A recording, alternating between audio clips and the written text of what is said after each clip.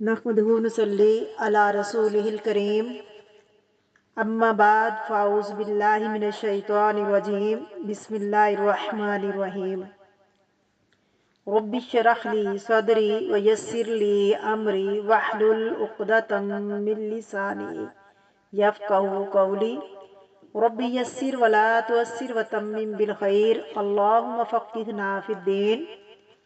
سورۃ آل عمران آیت نمبر 78، لفظی ترجمہ، روٹ ورڈ اور تفسیر۔ وَإِنَّ مِنْهُمْ، اور بے شک ان میں سے، لَفَرِيقًا، البتہ ایک گروہ ہے، یعنی الگ ہونا، یعنی ایک بڑی جماعت میں ان کا ذکر کیا جا رہا ہے جو ان سے الگ ہے۔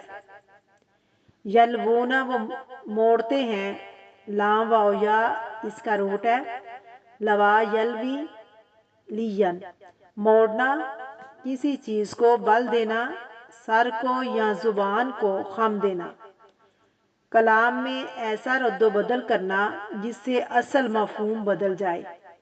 عربی میں جھوٹ بولنے اور من گھڑت بات بنانے کو بھی لوا لسانن لکذا کہا جاتا ہے۔ السنتہم، لسان کی جمع، لسان کس کو کہتے ہیں؟ زبان کو، اپنی زبانوں کے ساتھ، بالکتابی، کتاب کے ساتھ، لتحسبوہ، تاکہ تم سمجھو اس کو۔ تحسبو کا لفظ ہا سین با، اس کا روٹ ہے حاسبہ یحسبو، سمجھنا، گمان کرنا، تاکہ تم اس کو جو خود ساختہ بات ہے، من الکتابی، کتاب میں سے سمجھو۔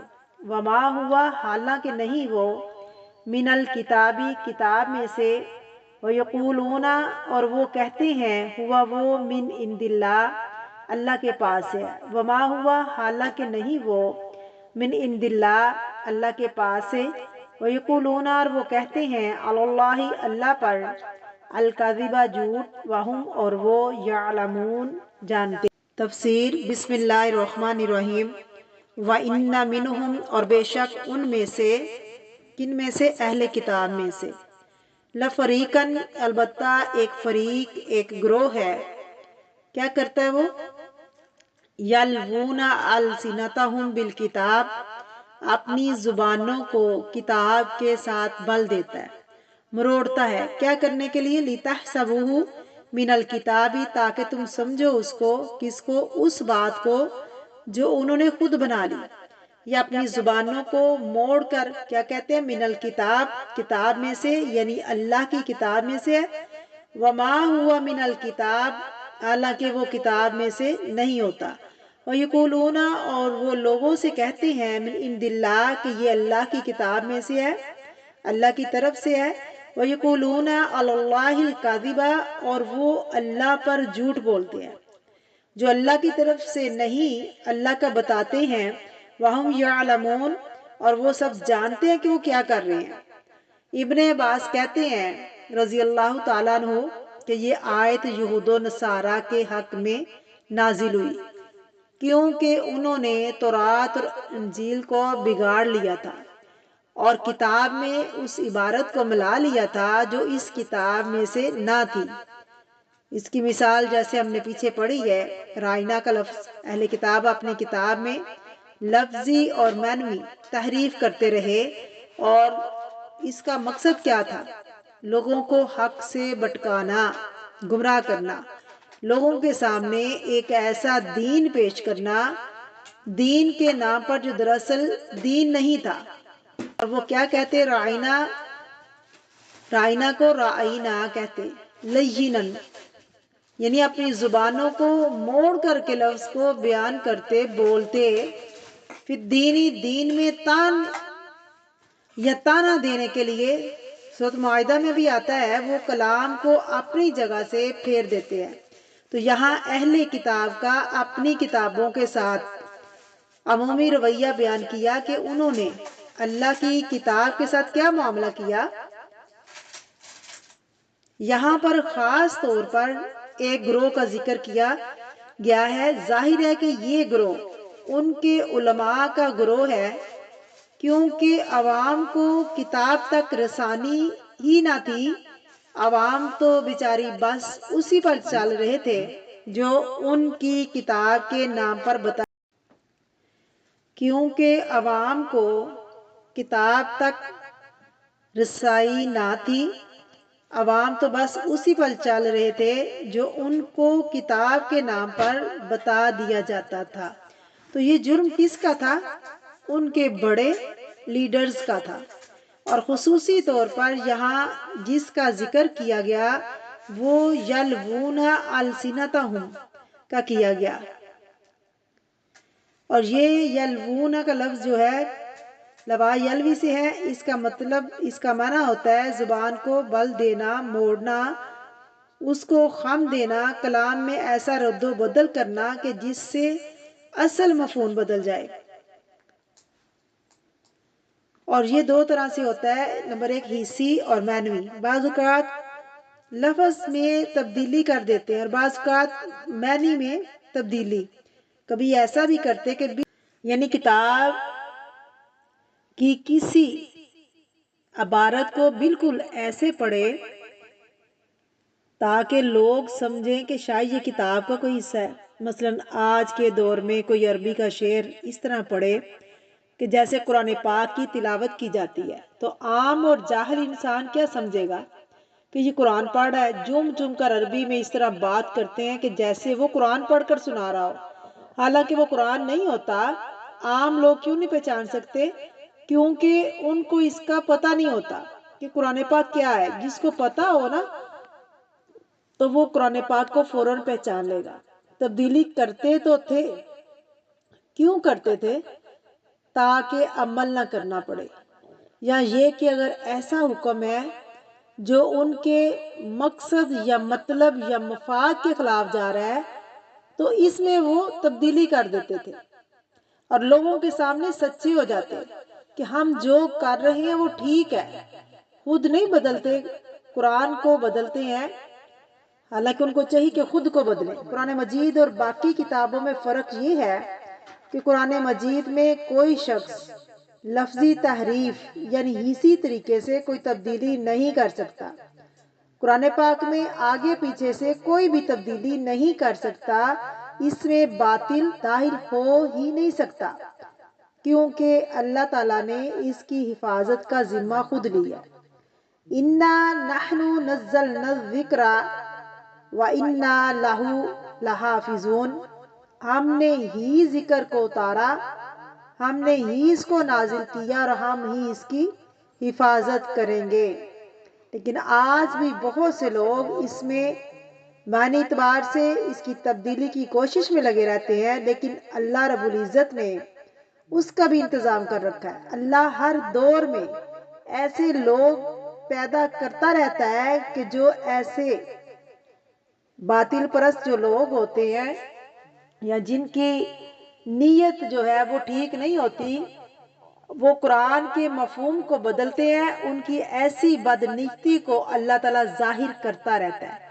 یعنی اس میں اللہ تعالیٰ نے قیامت تک ایسے انسان پیدا کرنے ہیں جو حق پر رہیں گے اور حق کو بیان کرتے رہیں گے، چاہے جتنی مرضی مشکل سے گزریں، چاہے جتنی مرضی ان کو تکلیفیں آئیں، آزمائشیں آئیں، اور جتنے بھی ایسے لوگ ہیں جو قرآن کے معنوں کے اندر تبدیلی کرتے ہیں یا اپنے پسند کی تفسیر کرنا چاہتے ہیں، تو اللہ رب العزت نے ان کو کھول کر بیان کر دیا۔ لیکن بہرحال ہر انسان جو ہے یہ جرم جو بھی کرے گا، جو لوگ آخرت کی بجائے دنیا کو زیادہ محبوب سمجھتے ہیں، اپنی دلچسپیوں کا مرکز بنا لیتے ہیں، دنیا کو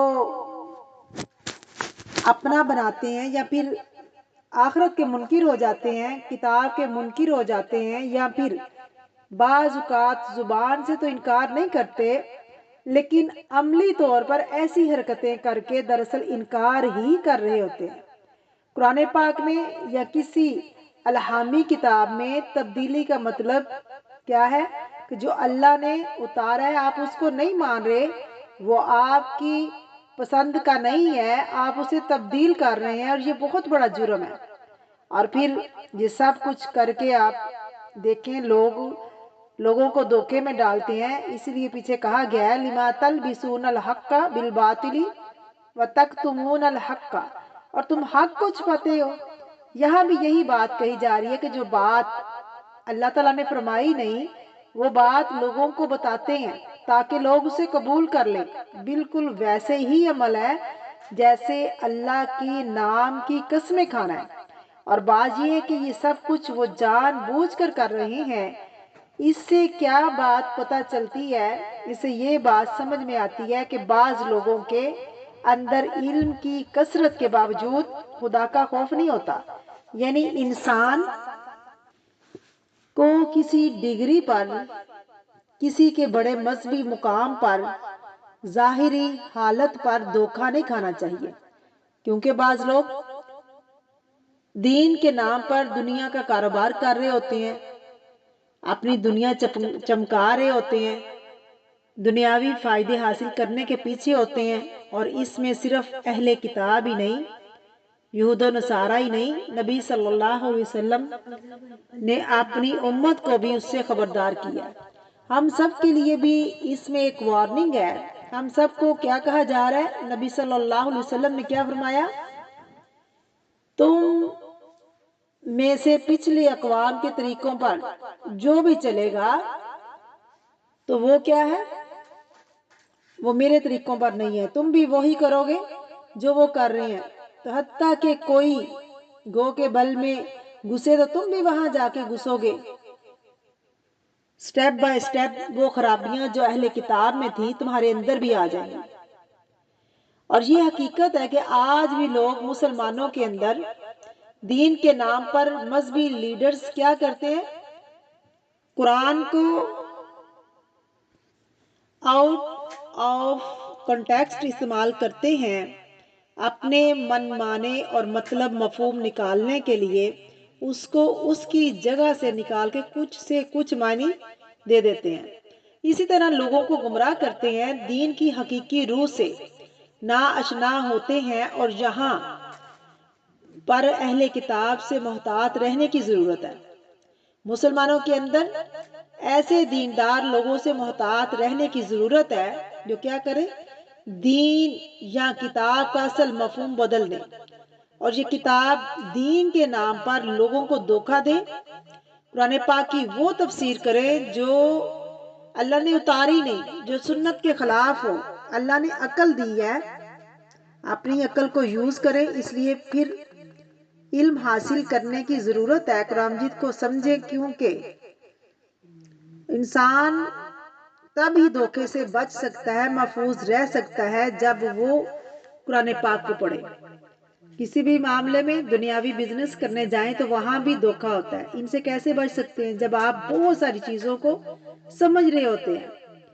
جو چیز دنیا کے معاملے میں ہو تو اس کے بارے میں بڑے کانشیس ہوتے ہیں اور ہم دھوکہ نہیں کھانا چاہتے، لیکن دین کے معاملے میں ہم کیوں اتنے آسان ہو جاتے ہیں، اتنے ایزی ہو جاتے ہیں کہ ہم سمجھتے ہیں کہ یہ ہمارا مسئلہ ہی نہیں ہے، کہ جو بھی کوئی کرتا ہے وہ کرے، خود بھگتے گا، چونکہ ہمیں تو نہیں پتا کہ ہم تو فلاں کی پیروی کرتے ہیں یا فلاں کی کرتے ہیں۔ نہیں، اللہ فرماتے ہیں جو بھی قرآن کے علاوہ، سنت کے علاوہ کسی کو فالو کرے گا، کسی کی پیروی کرے گا، کسی کے پیچھے چلے گا، وَيَقُولُونَ عَلَى اللَّهِ الْكَذِبَ وَهُمْ يَعْلَمُونَ، وہ جو بھی کہتے ہیں اللہ پر جھوٹ کہتے ہیں اور جانتے بھی ہیں۔ ان کو پتہ بھی ہے کہ یہ ہم جھوٹ کہہ رہے ہیں، لیکن پھر بھی ان کی عقل پہ پردے پڑے ہوئے ہیں، دلوں کو تالے لگے ہوئے ہیں۔ اللہ تعالیٰ ہمیں ایسے لوگوں سے محفوظ فرمائے، آمین۔